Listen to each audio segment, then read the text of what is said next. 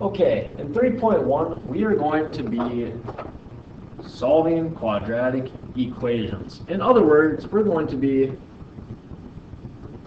solving for x. That's what we're doing. We are solving for x in 3.1. Okay? This question here, how can you use the graph of a quadratic equation to determine the number of real solutions in the equation? I'm going to show you that right down here below with these graphs. Okay, so how can I use the graph of a quadratic equation to determine the number of real solutions? All we look for when looking at a graph is looking at this x-axis and determining where does it cross. Well, this graph crosses right here at 0 and right here at 2. So x equals 0 and x equals 2. There are two real solutions. 0 and 2. And B, down here, again, look at the x-axis. Does that graph cross the x-axis? No. So there are no real solutions.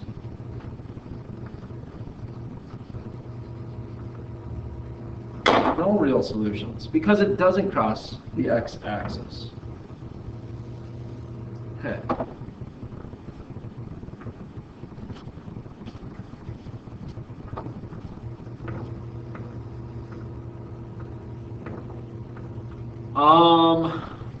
I just showed you that.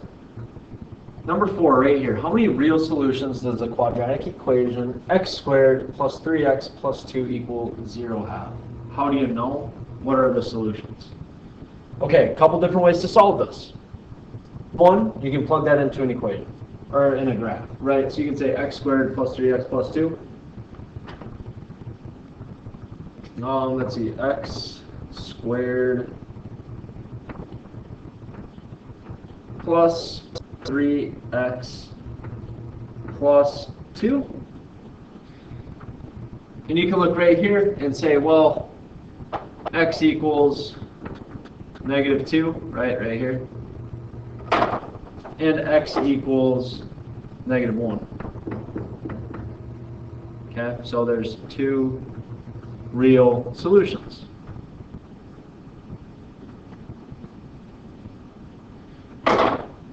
Another way to do it, the way we're going to be learning today, is factoring.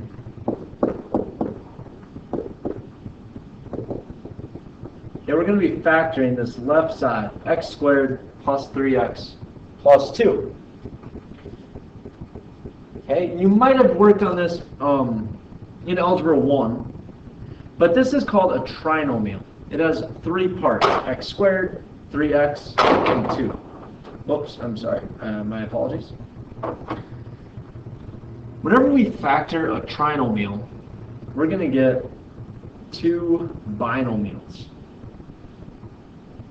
And we're going to get 2 binomials multiplied by each other, and then it's going to equal 0.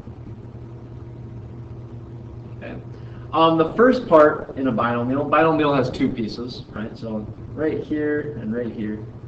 The first part, this big line, is going to be an x. And this first part over here is also going to be x. Why is that? Because we have x squared. Because we have x squared. And if we multiply this out, x times x gets me x squared, right? So that's where I get the x squared from. Next, I have to find the factors of 2. Can you tell me what the factors of 2 are? Well, it's just 2 times 1, right? Or 1 times 2. Same thing. We're going to look at those factors and say, do these factors add up to my middle term? 3. Well, 2 and 1 add up to 3. So we're going to have 2, and we're going to have 1. Okay. Now, the middle sign right here is plus and plus. So we're going to put a plus and a plus. that is me factoring out that trinomial. If I multiply this out or FOILed it out, right, I get x squared, I got that from x times x, plus x, plus 2x, plus 2. So I'd get x squared plus 3x plus 2, which is what I got up here. Okay. So I factored it out. Next, I'm going to break this up into two parts. X plus 2, and this part, x plus 1. And I'm going to set both of those equal to 0. So x plus 2 equals 0, x plus 1 equals 0. So what does x equal in this blue equation? Well, if I subtract 2 from both sides, I get x equals negative 2. And if I subtract a 1 on the green one, I get x equals negative 1. Go back to Desmos. Same exact thing. X equals negative 2, x equals negative 1. Okay? Now, the reason that works is the reason I broke that up into two equations. Let's say I plug 2 or negative 2 right in for this x, or for both x's. Negative 2 plus 2, that'd be 0, right? And that'd be 0 times whatever negative 2 plus 1 is, negative 1. What's 0 times negative 1? 0. Let's plug negative 1 into this equation for both x's, whatever. Negative 1 plus 1 is 0. 0 times anything is 0. That's why those solutions work. Okay, that is factoring. Okay. Some definitions for you. Quadratic equation of one variable is an equation that can be written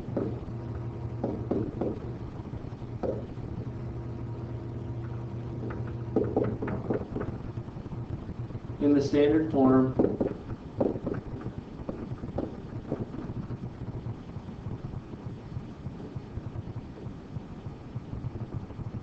ax squared plus bx plus c equals 0.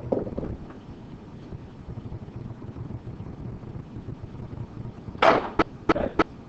The root of an equation is the solution.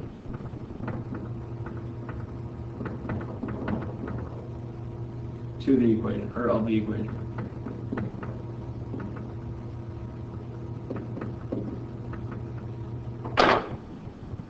The zero of a function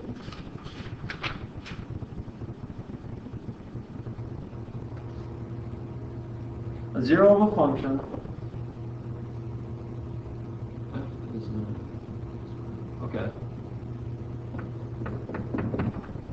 F is an x value for which f of x is equal to 0.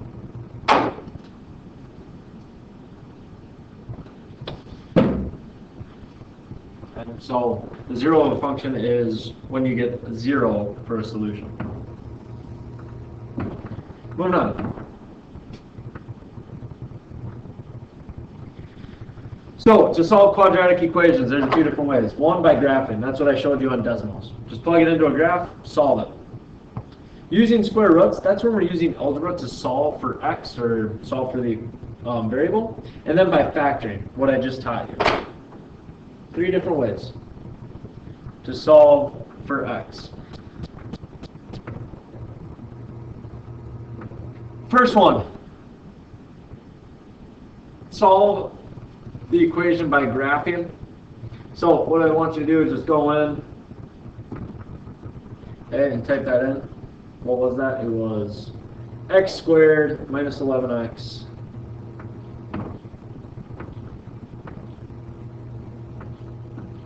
minus 11x plus 24 plus 24. Okay, now, here's my equation, right? You can put equals 0, just like they had it. And then it just gives you your two x-intercepts. So I don't leave the 0. I like to see my parabola. And then just tell me, what does this equal? Well, it's x equals 3, x equals 8. Okay, so if we went here, 3 and 8, I'm going to count by 2's. So 2, here's 1, 3, 4, 6, 8, and it was something like this. Okay, I don't want you to be too technical. We learned how to graph last time, last lesson, last chapter, so I'm not worried about it. Okay, solve by graphing. Just do a quick graph and show me where those x-intercepts are. One quick example, something like this. If you get something like this, understand how to graph that. Okay? We have to move that 13 over. So we're going to get negative x squared minus 12 minus 13 equals 0. Right, so I just move that 13 over. What does that equal? So 0 equals negative x squared minus 25. Negative x squared minus 25. So if I plug this in,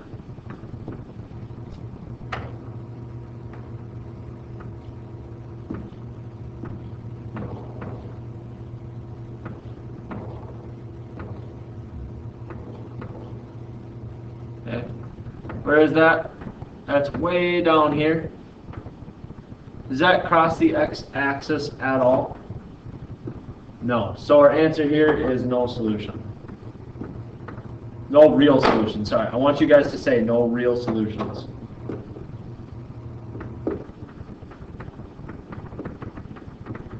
Okay, again, if I went down here,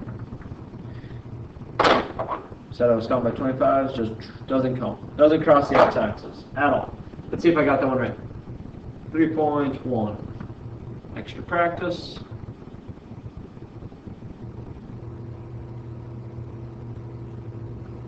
2. Yep, no real solution. Perfect. Okay. Skip number 3, I'll leave that to you guys. 4 through 6, we're going to solve the equation using square roots. All we're doing is solving for t, or solving for the variable. Can I solve for t if I have t squared equaled 400? Well, what's the opposite of something squared? It's the square root. So if I took the square root of t squared, I'd end up with t. But what I do to one side, I have to do to the other. So the square root of 400 is 20. So t is equal to 20. Solve the equation. This one. If I add 19 to both sides, I get 2k plus 3, that's squared, equals, what's 81 plus 19? 100. Okay, next step, I want to get rid of that square. So I'm going to take the square root. The square root of 2k plus 3 squared is just 2k plus 3. The square root of 100 is 10. And then solve. Subtract 3. I get 2k equals 7. How do I solve for k? Divide by 2. Divide by 2. I get k is equal to 3.5. Or just 7 over 2. Alright. Let me show you guys something. Maybe that you realize this already, maybe not. This step right here. What I do? I added. Then I took the square root Never mind. I'm not going to tell you. Never mind. I'm just going to confuse you some more. Yeah. What I was going to tell you is that we're really doing PEMDAS in reverse. That's all we're doing. But first thing we did was add. So, never mind. Never mind, I was wrong. Okay, number 6. Can we solve this? Well, to solve for a variable, we want to get it alone on one side. So I'm going to subtract this 5 over 7 p squared.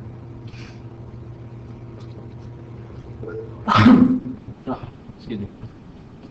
So 1 over 7 p squared minus 5 over 7 p squared is equal to negative 20. I get negative 4 over 7 p squared equals negative 20. Now, some people get confused on how do I solve for this? Well, there's a negative, so I'm going to get rid of that negative.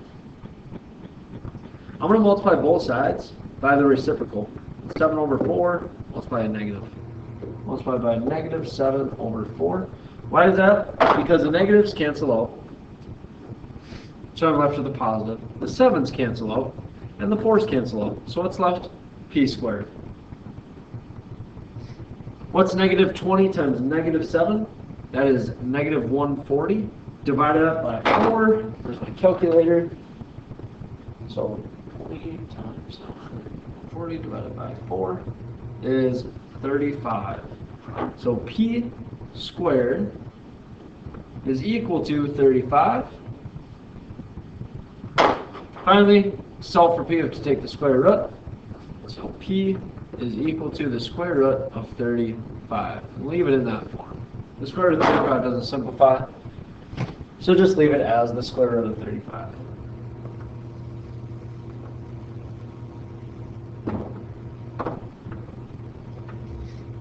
Okay, next. Solve the equation by factoring. Okay, so how do I know when to factor? How do I not know when to factor? Well, 1, it tells you. 2, if you didn't know, try solving this. Right? Just try solving this algebraic. If we subtract 36, I get negative 36 equals x squared minus 12x. Hey, that's all I can do. I can't do anything else. I can't take x squared minus 12x because they're not like terms. So I can't do anything there. There's nothing else I can do. I'm stuck. So, solve by factoring. We have a trinomial. Remember we have a trinomial? We're going to have 2 binomials. Okay, and how do we get x squared? That's x times x. Perfect. Next thing you do is look at this last number, 36. And then find the factors of 36. I like to write that off to the side somewhere. We know that 1 times 36 is 36. We know that 2 times 18 is 36. We know that 3 times 12 is 36. 4 times 9 is 36. 5 doesn't go into it. And then 6 times 6 is 36. So we know that all of those multiply to 36. Next, after we do that, we're going to find what adds or subtracts to 12, and just 12, not negative or positive, just 12. Which of these factors adds or subtracts up to 12? 1 and 36, well, that adds to 37 or 35. Right? 2 and 18, 20 or 16. 3 and 12 is 15 or 9. Okay, 4 and 9 is, ooh, it's close. That's 13 and 5. So, no. 6 and 6. 6 plus 6 gets me 12. So I know that this is going to be 6 and this is going to be 6. Sorry, and this whole thing is equal to 0. Okay, now it's just a matter of what's my middle signs. I know I have my x and 6 and 6. What gets me to negative 12? Well, I know that negative 6 minus 6 is negative 12. Perfect. If I check my work, what's negative 6 times negative 6? It's positive 36. So I solved it. That's good. I factored it out. Next thing we do is break these into two separate equations. X minus 6 equals 0 and x minus 6 equals 0. Here x equals 6. Here x equals 6. So what's my final answer? Just x equals 6. That's it. Let's try this again. First we have to do is get x squared. We have to get everything onto one side and set it equal to 0. Okay. So I'm going to subtract these two things over. We get x squared minus 14x plus 40 equals 0. I'm going to have two binomials again. Both equal to 0. Okay, I'm going to have x times x. That gets me x squared. Find the factors of that last number, 40. Let's go off to the side here. 1 times 40. 2 times 20. 3 doesn't go into it. 4 times 10. 5 times 8. And that's it. So which of these adds to 14 right here? This 14 right here. We know that 4 and 10. That was 14, right? So we're going to have 4. We're going to have 10. Okay, and what gets us to a negative 14? Well, it's a negative 4 minus a 10x. Okay. Perfect. We factored it out. So we're going to break these into two equations. X minus 4 equals 0 and x minus 10 equals 0. We get x equals 4, x equals 10. Done.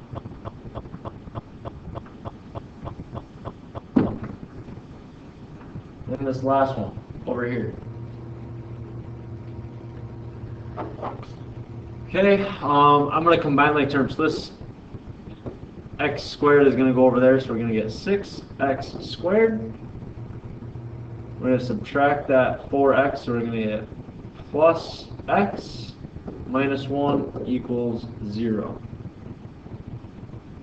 Okay, something we haven't seen yet.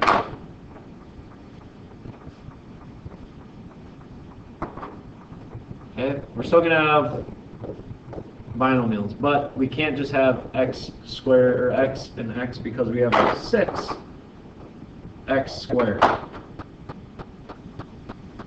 Okay, whenever we have a number in front of that x squared, we're going to use what's called slide, divide, and then bottoms up. Slide, divide, bottoms up. That slide means we're going to slide that 6 over. Okay, so we're left with just x squared plus x, and then we're going to slide that 6, so it's 1 times 6 is negative 6. And we can factor this, right? When we get a trinomial, we're good at that. We get x, and the factors of that last number, so 6. 1 times 6, 2 times 3. Which one gives us 1, a positive 1? It's this one right here, right? 2 and 3. So we're going to have 2, we're going to have 3. How do we get a positive 1? Well, we need that to be a positive 3 minus 2. Okay, perfect. So we did the slide. Now we got to divide. What we slid over first, that 6, we're going to divide now by that 6. Those last two numbers divided by 6. Okay, and simplify. So we get x minus 2 over 6 is 1 over 3 times x plus 3 over 6 is 2 over 3 equals 0. So we did the slide, we did the divide, now it's bottoms up. That bottoms up means we're going to take that 3 and put it in front of the x. So we get 3x minus 1. So that 3 goes away, and we're left with the 1. Times 3x, 3 goes away, we're left with the 2. Plus 2 equals 0. Bottoms up.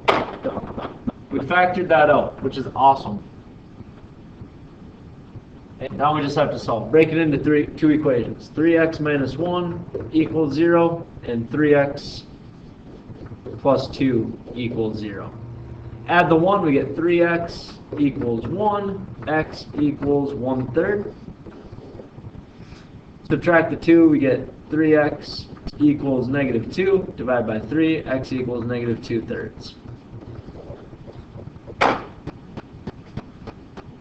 Okay, so that one takes a lot more steps. Slide, divide, bottoms up, and then solve.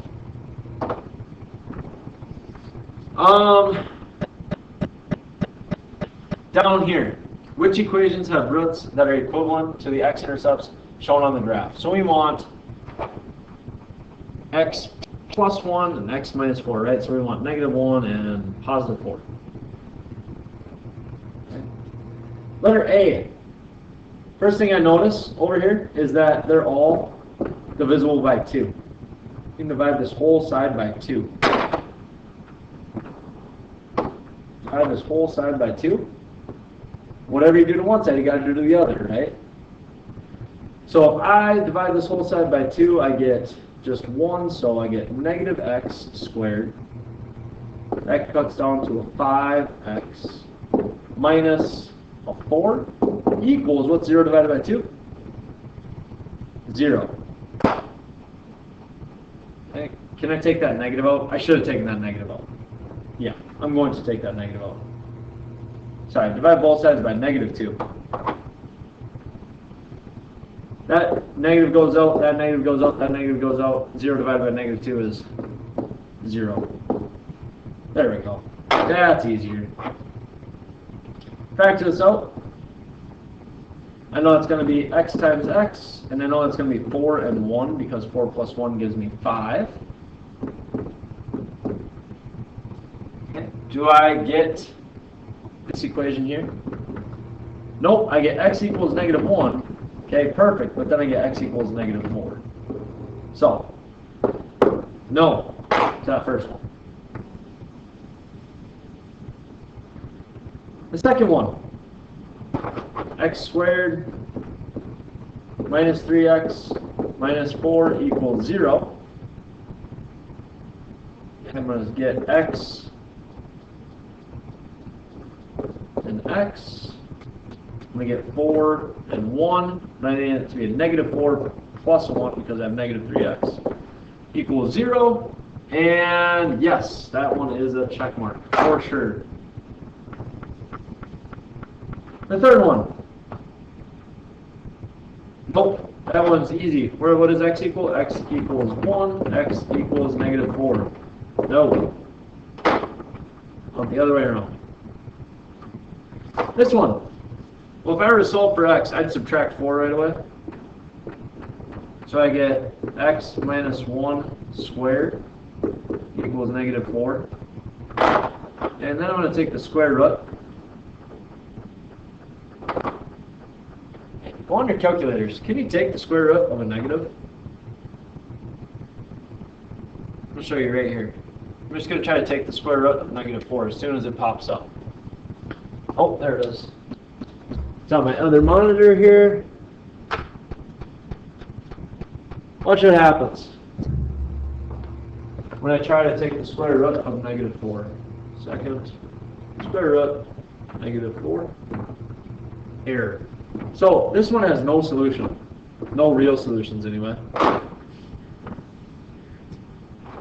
And then the last one. First thing I notice, they're all divisible by 6.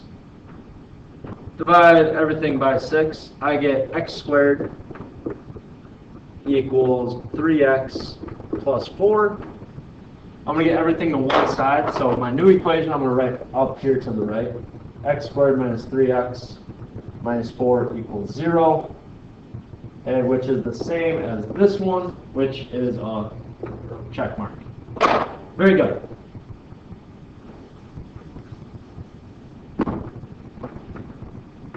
down here.